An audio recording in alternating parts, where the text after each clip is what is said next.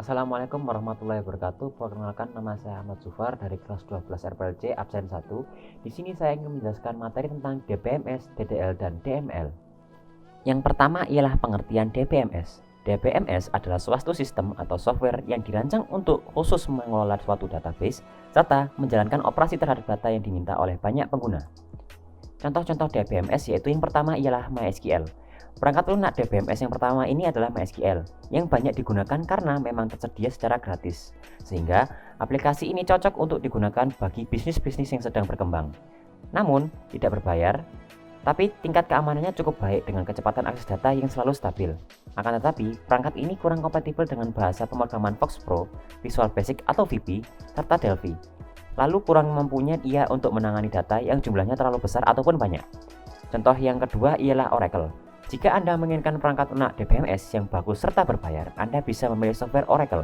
Perangkat ini memiliki beragam fitur yang dapat memenuhi tuntutan fleksibilitas perusahaan-perusahaan besar. Bahkan, perangkat ini juga memiliki pemrosesan transaksi dengan performa yang sangat tinggi serta baik. Kemudian, contoh ketiga ialah Microsoft SQL Server.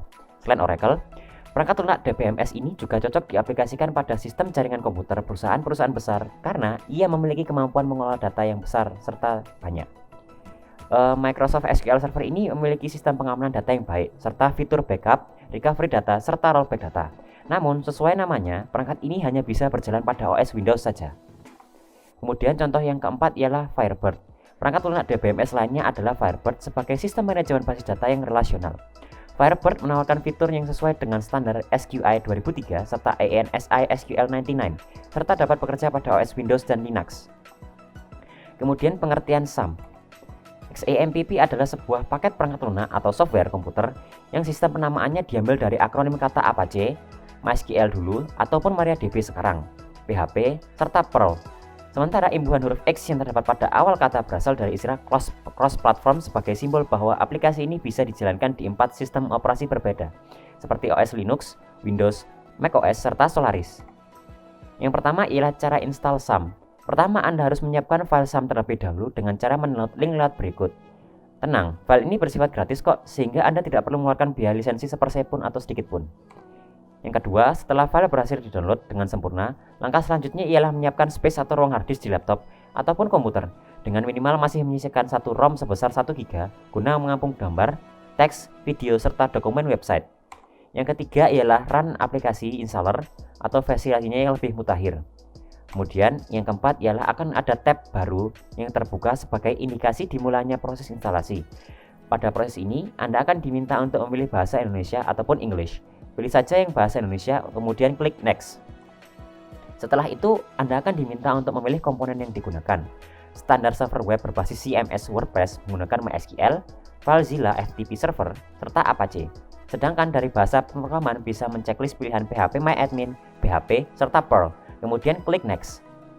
Pada tahap ini, kita akan diminta untuk memilih lokasi file SAM yang akan diinstal. Lalu gunakan saja pengaturan default, lalu klik Next atau Install. Kemudian, tunggu beberapa menit sampai proses instalasi SAM selesai, yang ditandai dengan bar progresnya seluruh berubah menjadi warna hijau. Kemudian yang ke-8, Anda sudah bisa menjalankan program SAM di laptop ataupun PC Windows untuk membuat website secara offline menggunakan localhost. Kemudian cara akses ke MySQL via localhost. Yang pertama ialah instalasi. SAM dapat diperoleh secara gratis, baik untuk operasi Windows, Linux, ataupun OS X. Anda dapat melakukan download pada link berikut, lalu pilih versi SAM yang sesuai dengan versi PHP kamu. Untuk lokasi instalasi, biasanya ada pada disk C, kemudian file SAM. Kemudian untuk kedua yaitu aktivasi. Untuk mengaktifkan SAM, silakan klik 2 kali pada logo SAM yang telah terinstall. Biasanya terdapat pada desktop Anda. Lalu Anda akan menemukan beberapa modul yang terinstal pada SAM. Untuk membangun sebuah website, diperlukan Apache sebagai web server serta MySQL untuk database-nya. Maka dari itu, silakan klik Start pada Apache serta klik Start pada MySQL. Tunggu hingga servis berjalan. Biasanya terdapat tulisan running. Kemudian yang ketiga adalah akses localhost. Cara membuat database MySQL localhost PHP MyAdmin, SAM sudah dapat dilakukan. Sekarang saatnya mengakses localhost. Silakan buka web browser seperti Chrome, Internet Explorer, ataupun Firefox, lalu ketikkan localhost, maka akan muncul gambar sebagai berikut. Itu artinya, proses instalasi SAM berjalan sukses.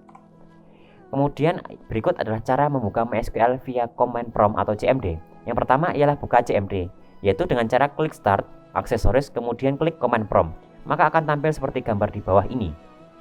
Kemudian yang kedua, masukkan perintah. Ketikkan perintah sebagai gambar di bawah ini, yaitu cd mysql, kemudian cd bin, kemudian mysql.x. Kemudian yang ketiga ialah menampilkan database. Ketikkan show databases petik koma untuk melihat semua list database yang ada. Kemudian yang keempat ialah memilih database. Ketik use nama underscore database, seperti contohnya yaitu use spasi zeolite. Kemudian yang kelima ialah tampilkan tabel. Ketikkan show tables titik koma seperti di bawah ini, maka nanti akan tampil tabel dari database yang telah dipilih. Kemudian yang keenam ialah menampilkan isi tabel. Ketikkan select bintang from nama underscore tabel, maka nanti akan muncul sebuah detail dari sebuah tabel tersebut. Misalnya akan menampilkan jenis data serta tipe-tipe data yang ada. Kemudian ketujuh ialah menampilkan deskripsi tabel. Ketikkan dash nama underscore tabel petik koma. Catatannya ialah setiap perintah MySQL harus tutup dengan tanda petik koma. Ketika perintah tersebut dimasukkan, maka akan menampilkan gambar seperti berikut. Macam-macam sintaks SQL, yaitu yang pertama untuk membuat database baru, yaitu create database underscore nama database. Kemudian untuk membuka database ialah use nama database. Yang ketiga ialah menampilkan database dengan show database. Yang keempat menggunakan drop database untuk menghapus database. Jangan lupa ya, harus menggunakan petik koma agar sintaks tersebut dapat berjalan. Kemudian aturan penulisan DDL. Yang pertama ialah Data Definition Language. DDL dapat digunakan untuk mengoperasikan suatu skema struktur pada sebuah database. Perintah utama yang dapat digunakan pada DDL atau Data Definition Language adalah create, rename, alter, setelah drop.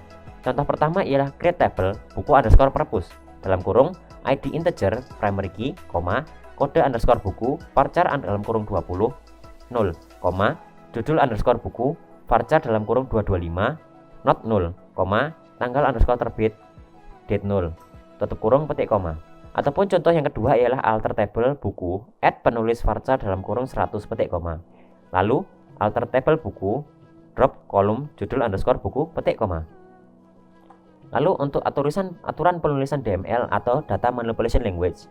DML adalah sekumpulan perintah yang digunakan untuk melakukan pengelolaan database seperti membuat tabel baru, menambah, serta menghapus, serta menampilkan.